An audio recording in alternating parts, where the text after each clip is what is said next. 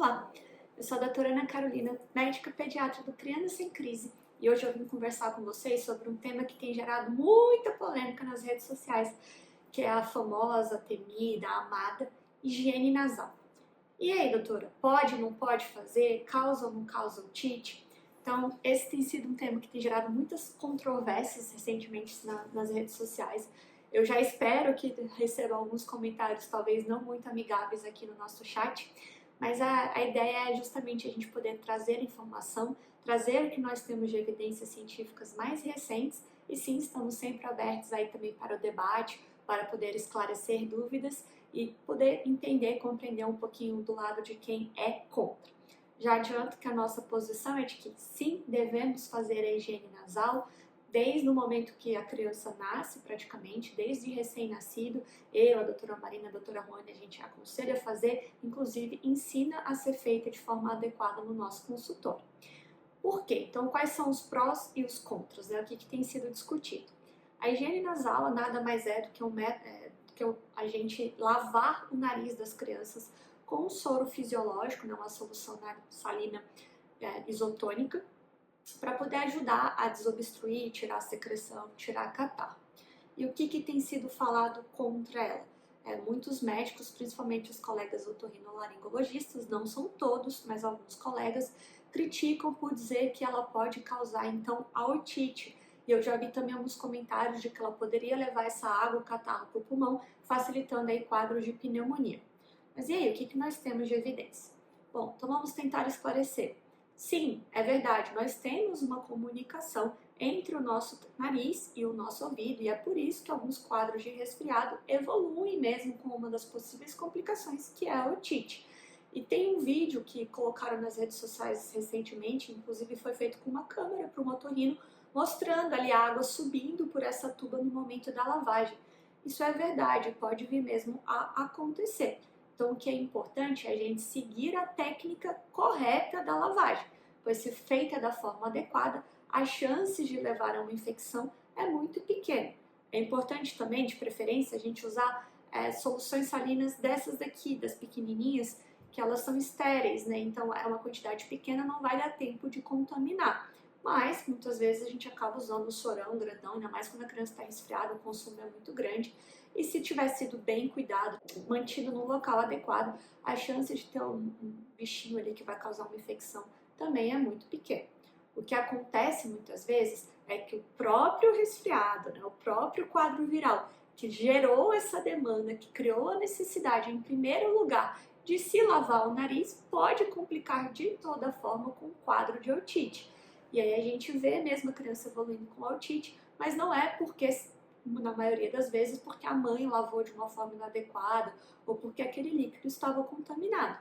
A otite é um quadro que, na maioria das vezes, vai responder bem ao tratamento, que sim, muitas vezes é necessário, inclusive, o uso de antibióticos, não é toda otite. Existem complicações relacionadas, como, por exemplo, a mastoidite, mas se tratada da forma adequada, é muito difícil de que aconteça uma dessas complicações em crianças que têm uma imunidade adequada.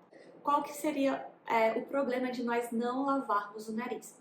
O problema é que em crianças muito pequenas, principalmente as menores de 6 meses, a via aérea dela, né, então o espaço por onde o ar tem para passar para chegar até os pulmões já é muito pequeno. E qualquer caquinha, qualquer melequinha, qualquer secreção que junte ali, muitas vezes é o suficiente para causar o que nós chamamos de desconforto respiratório nessa criança, necessitando muitas vezes, inclusive, de internação hospitalar. E nessa idade, principalmente até os 6 meses, existem muito poucas medicações que a gente tenha segurança para usar para essas crianças. Muito poucos estudos, muito pouca efetividade. Então, uma das poucas e mais importantes armas que nós temos é essa daqui, é a lavagem adequada do nariz para poder desobstruir o nariz, fazer com que a criança consiga respirar assim melhor. E para quem não sabe, nós três, as 3 médicas do Criança Sem Crise, nós somos intensivistas pediátricas. O que isso quer dizer, doutora? Nós trabalhamos dentro de UTI pediátrica. E vocês sabem qual que é a principal causa de internação de crianças em UTI? Pois é, são problemas respiratórios, muitas vezes quadros que em adulto nada mais que causaria do que um simples resfriado, mas que no bebê pode levar à necessidade de internação em uma UTI. E uma das coisas mais importantes que a gente faz dentro de uma UTI é prescrever higiene nasal, muitas vezes de 2 em 2, 3 em 3 horas, assim como a fisioterapia respiratória. Ah, bom, doutora, mas aí você falou pra gente a opinião de vocês. O que os estudos dizem? O que a ciência diz? Bom, os estudos mais recentes todos falam a favor da higiene nasal, inclusive como uma forma, novamente, se feito da forma adequada, como um método para prevenir otite de repetição. Então, crianças que têm quadros de rinite, que têm quadros de asma, que têm quadros de otite de repetição, a ciência comprova que elas se beneficiam de um uso frequente da higiene nasal, desde que feito da forma adequada. E aí, qual seria a forma adequada, né? Então, a gente sempre ensina no consultório a fazer com uma seringa comum. Você vai aspirar um volume adequado para a idade do seu filho. Crianças mais velhas, né, a gente orienta a manter sempre com a cabeça um pouquinho mais para frente, a boca aberta. Você vai instilar para um lado para que aquilo saia do outro, ou muitas vezes a criança pode acabar engolindo, tá tudo bem também. A gente vai ter vídeo aqui mostrando exatamente qual que é a técnica para se fazer isso. A gente pode ajudar comprando seringas já próprias para isso, que é acolchoada aqui na pontinha, ou a gente dá a dica de comprar ogivas de estetoscópio, essa borrachinha aqui, ó, da ponta do estetoscópio, e acoplar aqui na ponta da seringa para que ela não machuque o nariz da criança. A gente nunca vai usar muita pressão, então a ideia não é jogar o jato de uma vez, é usar uma pressão leve com fluxo constante, com fluxo muitas vezes alto, para poder limpar, realmente conseguir tirar a secreção do nariz dessa criança. Doutor, eu posso fazer em recém-nascido? Pode, mais uma vez, desde que esteja sendo feita da maneira adequada.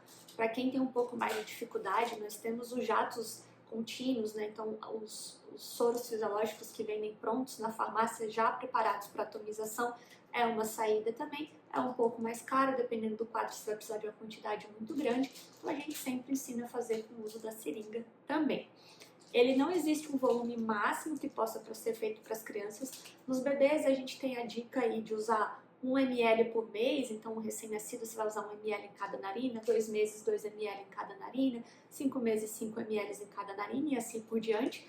Mas isso foi feito para facilitar a vida das mães, não existe realmente um máximo. O importante é você conseguir tirar a secreção. Então, se você fez, mas vê que a criança ainda está ranhenta, né, fazendo aquele barulhinho no final ali da inspiração, você pode fazer de novo, não tem problema. Ah, doutora, mas com relação àquela história de ir para o pulmão, tem risco de causar pneumonia?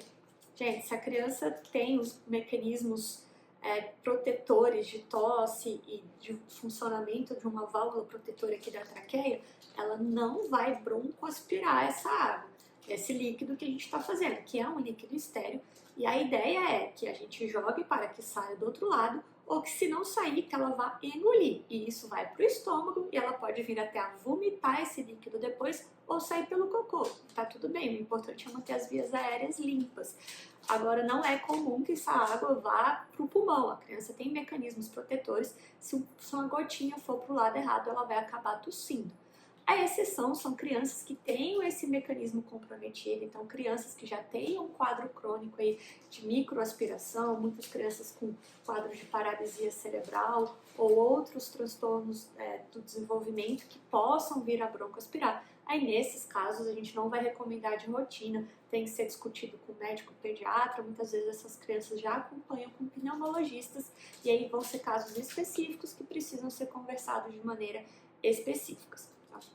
Mas de um modo geral, sim, a gente indica a higiene nasal e eu costumo falar que é importante a mãe fazer sempre, até para a criança já estar acostumada e a mãe também, se ela vai tentar fazer isso a primeira vez, quando a criança já está resfriada, cheia de secreção, aí a chance realmente dela acabar fazendo de uma forma inadequada e jogar essa secreção para o ouvido aumenta. Então, o nosso conselho é que vocês façam sempre, mesmo que a criança esteja bem, para que vocês dois estejam acostumados, para a criança esteja acostumada, para que ela saiba te indicar se tiver algum incômodo ali, para você ficar atenta à sua técnica, para você ter tempo de pesquisar, melhorar, conversar com o pediatra. Muitas vezes chamar um fisioterapeuta respiratório que atenda a domicílio, pedir para ele te demonstrar a forma adequada de fazer a técnica, para que você ganhe confiança e saiba como agir no momento em que seu filho estiver doente. Mas então é isso, resumindo, os estudos, a ciência comprova que ela é um tratamento efetivo para os maiores quadros de resfriado, rinite e sinusites em crianças. Tem muitos estudos mostrando benefício, inclusive nas crianças com otite de repetição, e não é, se feito da forma adequada, o principal causador de otite em crianças. Tudo bem? No próximo vídeo a gente vai mostrar aqui então como fazê-la da maneira adequada.